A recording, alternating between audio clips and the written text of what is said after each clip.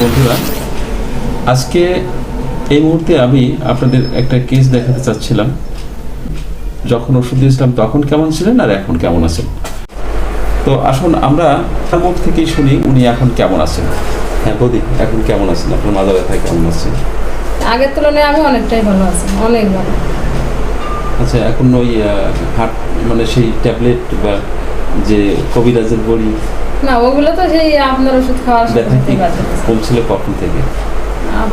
আপনি ওষুধ দিলেন তখন এক সপ্তাহ ব্যথা ওঠানামা করছিল, করার পর তারপর আস্তে আস্তে একেবারে এখন পুরোটাই প্রায় সুস্থ ধরতে গেলি। আর সমস্যা এখন হয় নাই। আর চলাফেরা করতে কোনো অসুবিধা হচ্ছে? সমস্যা ছিল। আচ্ছা, আর আগে কটা করে খাইতেন বলি ক্যাপসুল? 2টা করে খেতাম। 2টো করে। ডাক্তার কেটে বলছিল কটা করে? ডাক্তারও 2টাই বলছিল। আচ্ছা, কিন্তু কবিরাজ হলো কমিয়ে দিয়েছিল? কবিরাজও 2টা খেতে বলছিল। সেখান থেকে আপনি? আমি একটা খেতাম। আবার এমন আছে যে আজকে একটু কম আছে, কালকে খাবার একটা। যখন আর চলতে পারতাম না তখন খাওয়াই লাগে, প্রতিদিন একটা খাওয়াই লাগে। প্রতিদিন একটা খাওয়াইল? তাও ব্যথা যে একেবারে এই বেলা খালি ভালো থাকতাম, পরে রাত্রে যে আবার ব্যথা বাড়তো, তবু ওইভাবেই কষ্ট করে থাকতাম, সকালে যাই আবার থাকতাম। এই যে কষ্ট করতেন কেন? দেখতাম যে আমার ক্ষতি হবে, তবুও একটু কষ্ট করি, মানে যে অনেকে মানে কিডনির সমস্যা হতে পারে। তো সেটা জানতেন যে ক্ষতি হবে, তারপর আবার খেতে পেরে? না, আমার তো চলাচল করতেই হবে, না খেলে তো আমি চলতে পারতেছি না। সংসারে যে কাজ কাম আছে সেগুলো তো করতে হবে। ছেলেমেয়েরা তো মোটামুটি বড়, ওরা তো কাজ করতে পারতো। ওরা করতে পারে, ওরা যখন স্কুলে যায় তখন ছেলে ছোট, ওরা স্কুলে গেলে তো আমার করা লাগবে। আচ্ছা আচ্ছা, ঠিক আছে, যাই হোক। তো এখন থেকে তো হোমিওপ্যাথি খাবেন নাকি আবার মাঝে না না না, হোমিওপ্যাথি খাবো এখন থেকে, বিশ্বাস এসে গেছে। আজ থেকে প্রায় 3 মাস আগে ওনাকে ওষুধ দিয়েছি। তো ওনার যখন ব্যথা ছিল উনি ওই সময় কি করেন মেন্টাল স্টেট নেওয়ার জন্যই বোঝা উচিত। তো ওনার যখন ব্যথা হয়, প্রচণ্ড ব্যথা, উনি যখন নড়তে পারেন না, ওনার 3টে ছেলে মেয়ে, 2 মেয়ে 1 ছেলে, তো রান্না বাড়ার ঝামেলা ইত্যাদি ইত্যাদি, সব যে সমস্ত গৃহস্থালির যা কাজ আছে সেই কাজগুলো কিন্তু ওনাকে নিজেকেই সামাল দিতে হয়। তাই নিজেকে যখন সামাল দিতে হয় তখন উনি কীভাবে সেগুলো করেন?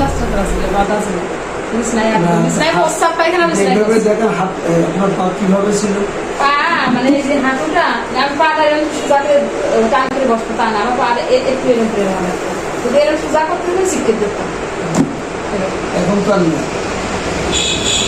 রাস্তা করার পরে ওই রাস্তা করার পরে মাথাও ব্যথা ছিল, হাঁটু ব্যথা ছিল, পুরা খুলে এরকম লেগেছে। তারপরে আমি এগুলাটা উঠতে না, তখন কী করবো, ওই কোরবানি ছিল পাটা টান করে রাখার চেষ্টা করতাম, টান করতে গেলে আমি শিখতে দেখতাম, মানে কেমন একটা ব্যথা করে উঠতে পারে, মাথা টাথা ঘুরে যাচ্ছে এরকম। পরে কী করবো, আর আবার মধুখালি ডাক্তার গেছিলাম, মধুখালি ডাক্তার হাড়ের ডাক্তারের কাছে। উনি বললে যে এরকম পা প্লাস্টার করতে হবে, আর পা কিন্তু সোজা হবে। পরে পা প্লাস্টার করে দিলে 14 দিনে আমি পা প্লাস্টার অবস্থায় একদম বিছনায় বস্তা পাইনি, সিয়াতে কাজ হতো 14 দিন? 14 দিন একটানা 14 দিন বিছানা শুয়ে ছিলাম। তারপর বিছনার থেকে উঠিয়ে ওইভাবে 14 দিন পরে প্লাস্টার খুলে আসলাম, খুলে আসার পরে বললো যে আবার 1 মাস রেস্ট করতে হবে। প্লাস্টার কি ওই 2 পাই 1 পাই?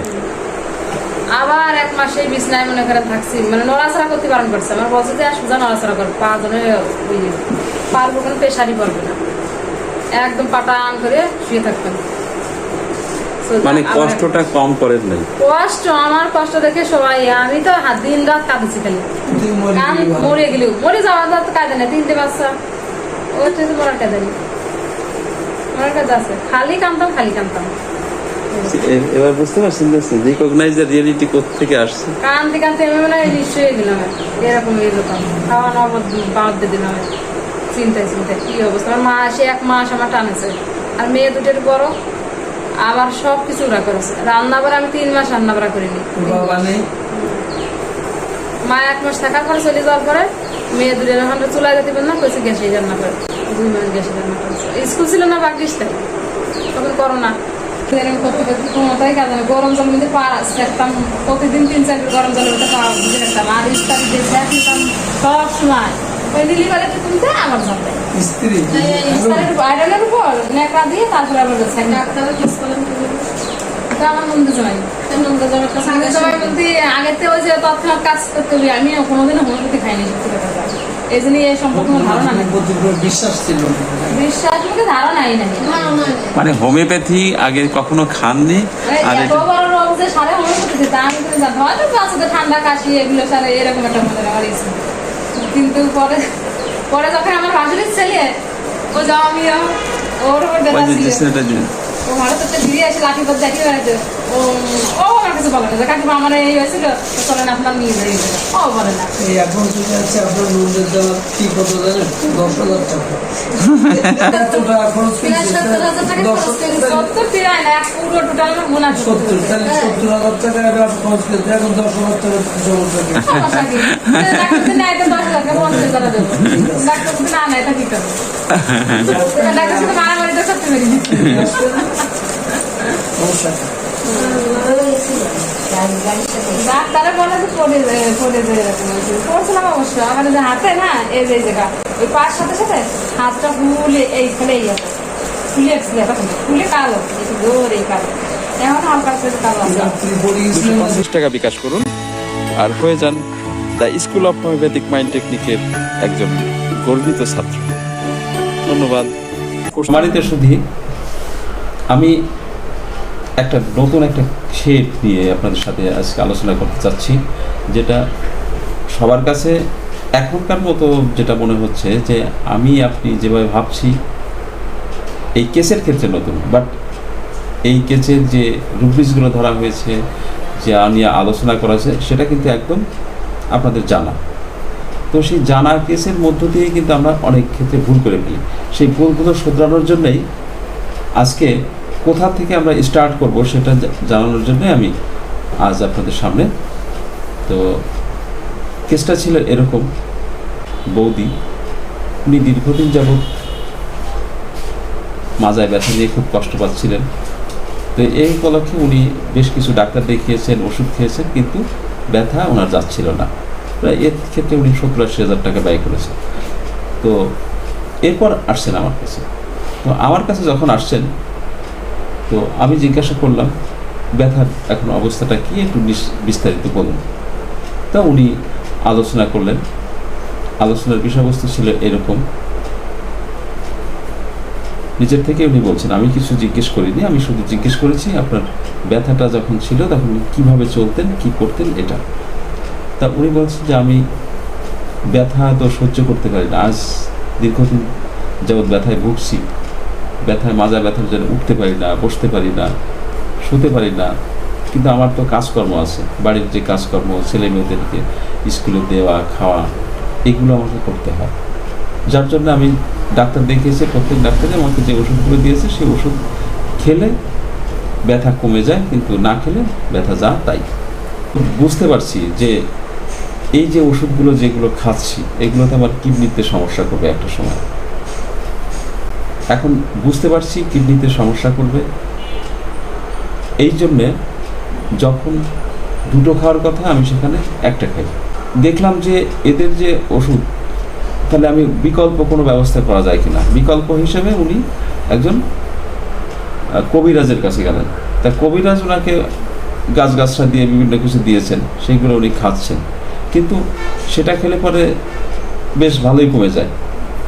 তখন ওনার একটা চিন্তা আসছে, আমি যে ওষুধটা খাচ্ছি কবিরাজের কাছ থেকে, এই কবিরাজের ওষুধ বড়ি যা দিচ্ছে এতেও নিশ্চয়ই এমন কোনো পাওয়ারফুল কোনো মেডিসিন দেওয়া আছে যার জন্য খাওয়ার সাথে সাথে এমন একটা ব্যথা কমে যাচ্ছে, তাহলে এটা আমার ক্ষতি করতে পারে। এ ধরনের একটা চিন্তা ভাবনা মাথায় কাজ করেছে।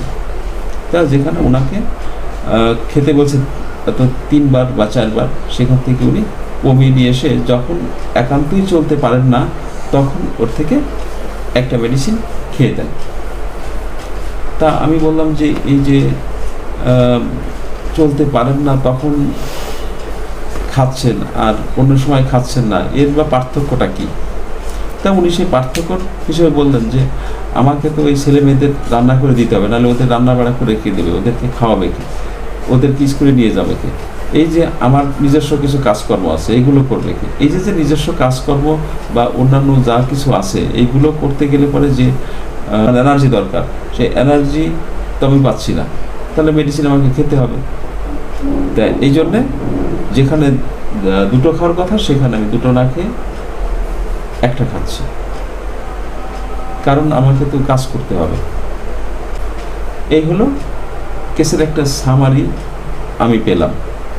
এটাই বুঝতে পারলাম উনি এখানে যেটা বুঝতে পেরেছেন, কাজ ওনাকে করতে হবে, কাজ করতে হলে পরে সুস্থ থাকতে হবে, আর সুস্থ থাকা মানেই মেডিসিন খেতে হবে। উনি বুঝতে পারছেন এই মেডিসিনের ক্ষতি হবে, তারপরে উনি খাচ্ছেন। এই হলো মূল থিম। তাহলে আমরা এখান থেকে রুব্রিক্সে চলে যেতে পারি এইভাবে। উনি recognising the reality move but cannot catalepsy in. উনি রিকগনাইজ করেছেন যে এই মেডিসিন খেলে আমার কিডনিতে সমস্যা হবে, খাওয়া যাবে না। খাচ্ছেন কেন? বাধ্য হয়ে। কেন বাধ্য হয়ে? কারণ কাজ তো করতে হবে। কিসের কাজ? কেয়ার্স, ফ্যামিলির কেয়ার্স, অর্থাৎ কেয়ারসফুল অফ আদার্স। আর সেই সাথে একটা নিয়েছিল কি এল্ডিং ডিসপোজিশন। এল্ডিং ডিসপোজিশন, সংসারের কেয়ার দিতে যেয়ে, পরিবারের বাচ্চাদের কেয়ার দিতে যেয়ে উনি সেখান থেকে বাধ্য হচ্ছে মেডিসিন খাওয়ার জন্য।